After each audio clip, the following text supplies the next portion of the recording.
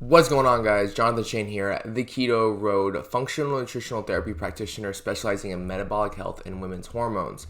Today, can protein replace carbohydrates?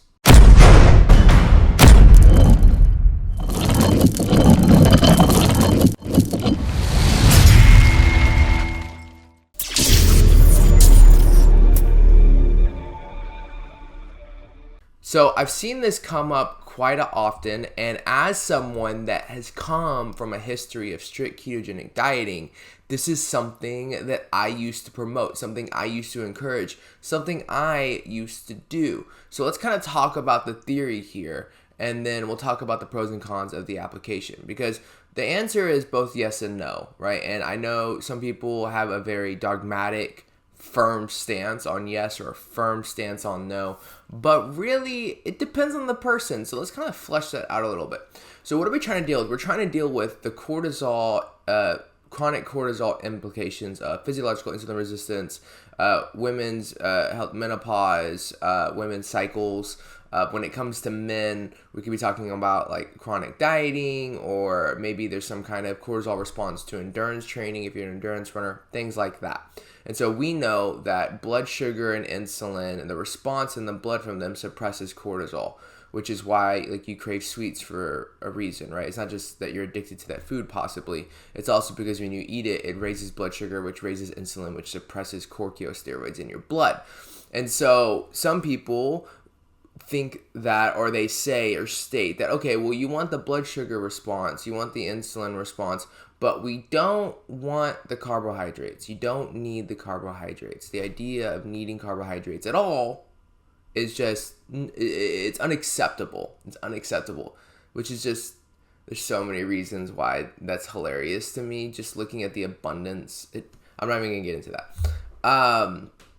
Anywho, so the idea is that you use protein instead. Protein, while some amino acids in protein can be broken down into ketones, things like L-leucine, other amino acids get broken down into glucose, okay? And so the idea is you eat enough protein, you spike your blood sugar, and that replaces that carbohydrate effect. Okay. Why could this work? Well, it could work because if you eat enough protein, then you do get a moderate insulin spike blood sugar raise. And so for some people, for some women and men, if they increase their protein a couple days a week, they actually do see that. That's actually not wrong. It's actually true. Like that's something you can do, is you can replace, instead of going back to carbohydrates, you can increase your protein, which raises blood sugar, and you get that effect. Okay.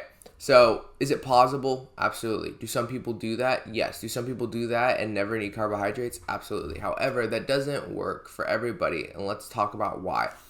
So, from just a hormonal standpoint, let's talk about thyroid, for example. We all know thyroid tends to downregulate a little bit on a ketogenic carnivore diet. If you're within a high range, then it's not a problem, but some people, it can put them in a hypothyroid position. We know that carbohydrates indirectly have stimulus when it comes, or it directly impacts rather T3 production. And so we know that cycling in some carbohydrates in the ketogenic carnivore diet for women and for some men that have low thyroid, it can increase and upregulate their thyroid and put it back into a healthy range. I've done it a gazillion times. Protein won't do that. There's cofactors going on with the digestion and absorption of carbohydrates, different forms of carbohydrates, right? There's not just one, it's not just glucose, right? There's sucrose, fructose, glycosaccharides, oligosaccharides, all these things. There's something that goes on there that creates some of the mechanisms that create T3, right? And I don't remember some of the words. I'm not going to go into all the details there because honestly, it's a lot. There's a lot of layers to it, and that's a video for another time. If you want to talk more about the thyroid, put it in the comment section. Put thyroid in the comment section. I'd love to talk to you about it, but we're just not going to dive deep into that today. But just understand that carbohydrates do have a direct impact, or indirect impact rather, on T3 production, and I've seen it many times. Adding carbohydrates in a ketogenic low carb diet, and thyroid hormone upregulates. Okay, so there's one. Protein can't do that. No matter what protein does, protein just doesn't do that, okay? Second thing, if the amount of food you're eating is what's impacting some of your cortisol amounts, and then you use protein instead of carbs, Protein suppresses hunger. Protein is very satiating. It's very satiating, right? And so it may make you eat less food, which while it is increasing blood sugar, it could be negatively impacting your calorie amount, which is going to stress you out anyway. It's going to stress your body out, right? Because now you're basically dieting, even if you're trying not to. That doesn't happen to everybody, but happens to a lot of people, right? That's why like a carnivore diet works so well for weight loss. It greatly suppresses caloric intake due to the amount of protein you eat. And so you could be giving up one bad for another bad if you try to use protein to replace carbohydrates. Not protein for what they're good for, but just trying to replace protein for what you're trying to get from carbohydrates. So that's another con. Another con is that it takes more energy to break down protein than carbohydrates. I can't do that. If I tried to replace what I use carbs for protein, I've done it. I've tried it. I would literally take naps all the time. Breaking down protein is exhausting.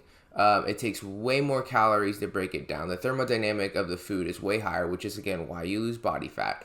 And so it's just not good in that sense, the amount of protein you may need.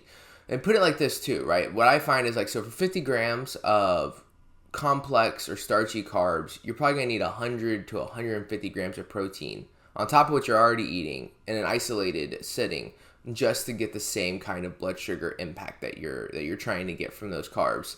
So you're talking about like a massive amount of meat. You're gonna feel sluggish. You're gonna feel really full. You might even feel bloated. You're full forever. You don't want to eat another meal. Just for some people, 100 extra grams of protein, 50 grams of protein a couple times a week is not a big deal. For others, it makes them feel miserable.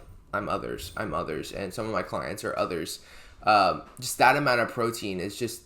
It's not worth trying to just simply say that you don't need carbs. Like, understand that, like, yes, technically from like a physiological perspective, you could take protein and use it to create a blood sugar response that could mimic carbohydrates.